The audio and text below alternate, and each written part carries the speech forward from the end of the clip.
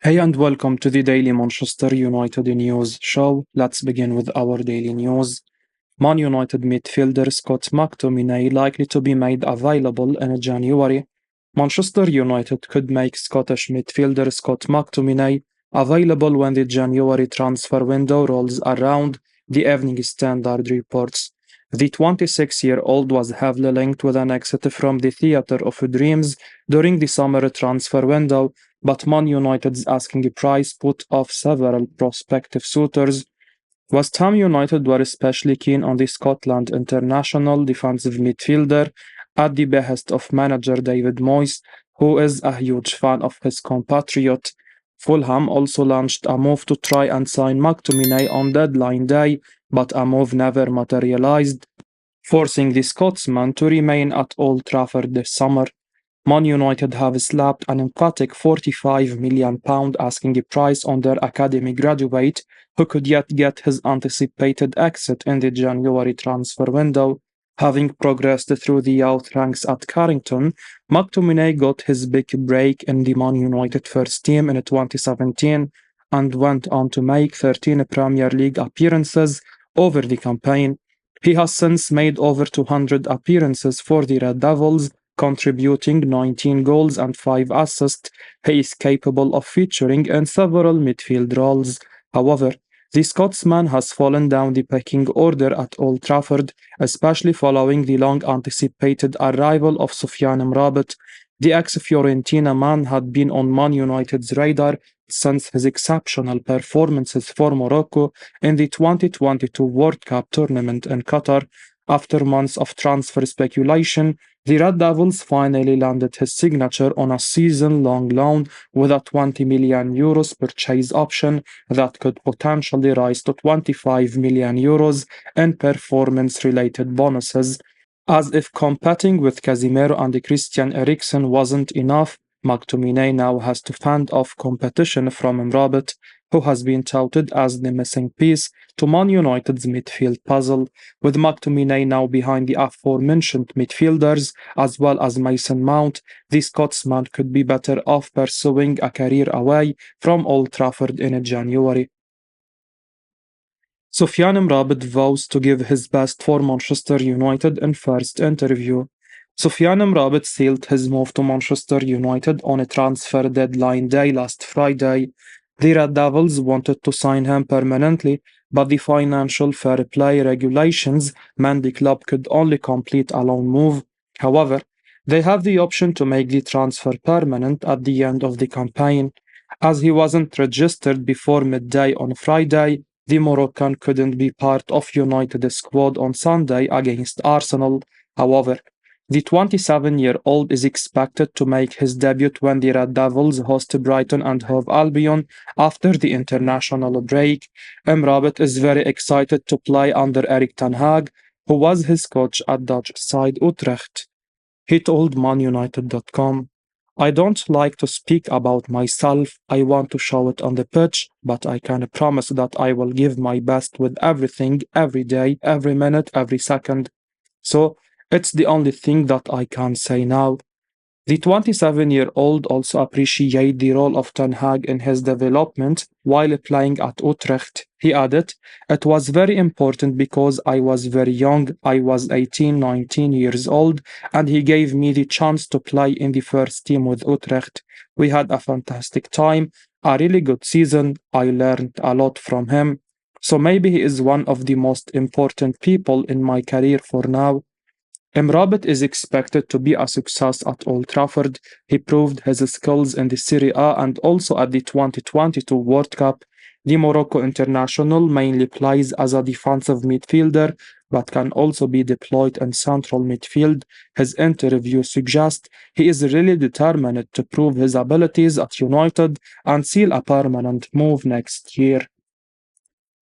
Amad Diallo sends injury update to Manchester United supporters. Manchester United youngster Amad is keeping supporters up to date with his injury recovery. The Ivory Coast international suffered an injury in a pre-season against Arsenal and has been on the sidelines since. This brought an abrupt end to the uncertainty of whether he would be kept by Erik ten Hag or sent on loan.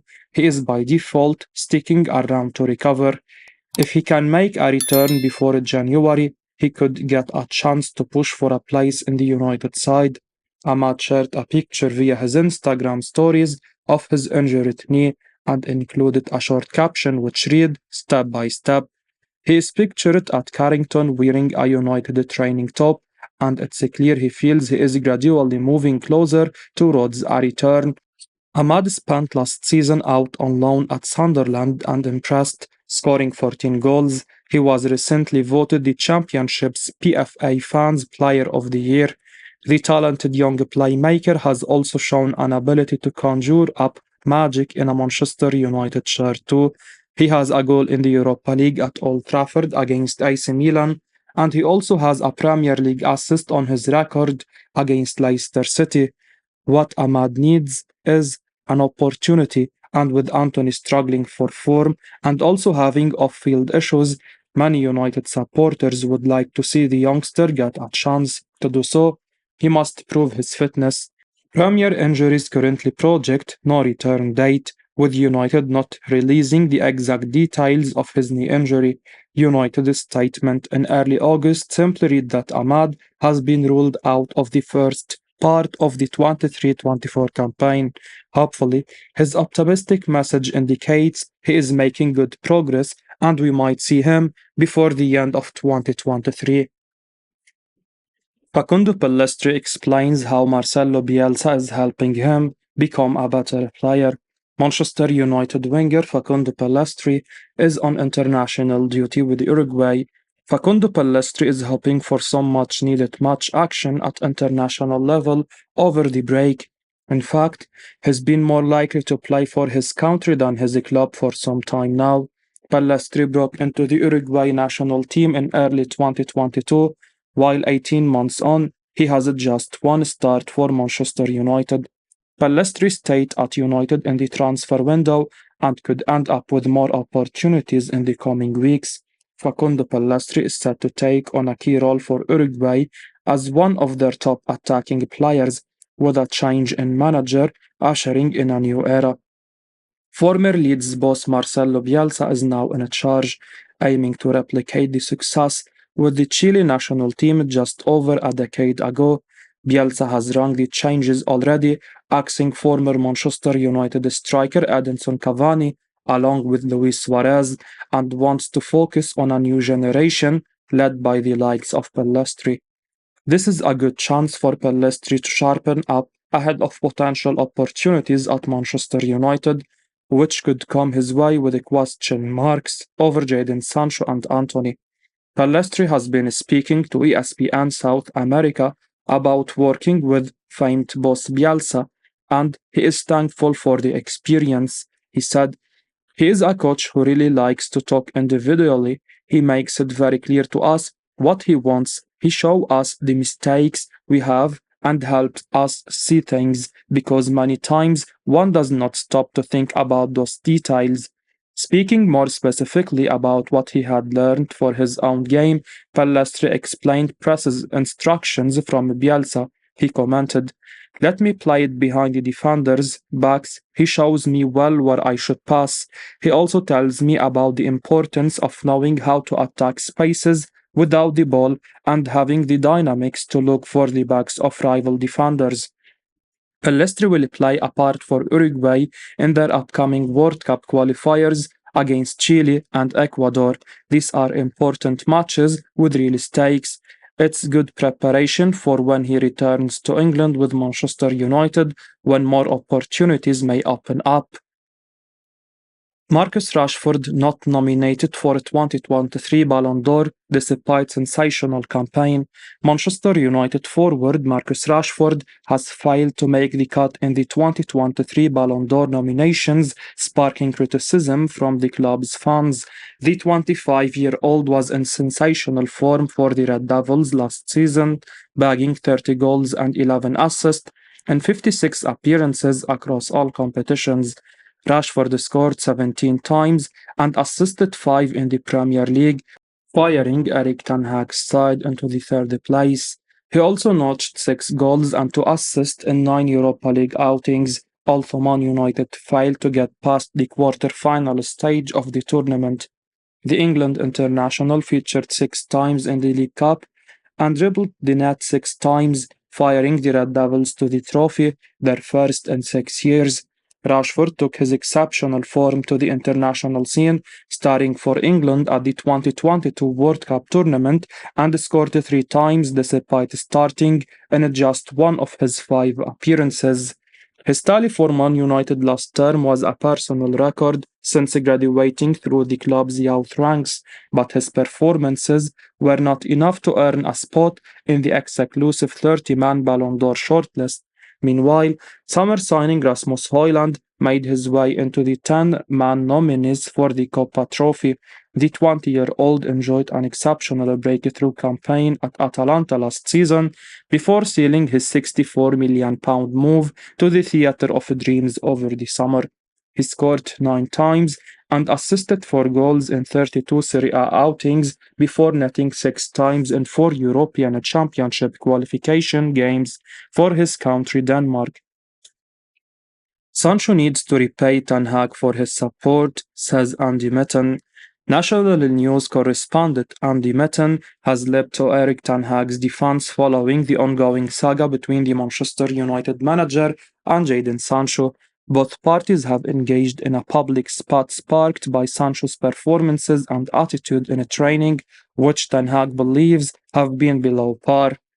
The Dutch tactician made the remark in the aftermath of the 3-1 defeat to Arsenal in last weekend's Premier League showdown at the Emirates Stadium. Sancho, who was dropped from the squad that travelled to London, refused to entertain the manager's false comments, claiming he had been made a scapegoat. However, Mitten has offered his view on the ongoing saga, debunking Sancho's scapegoat claims and stating that the winger needs to focus on repaying Ten Hag's support instead.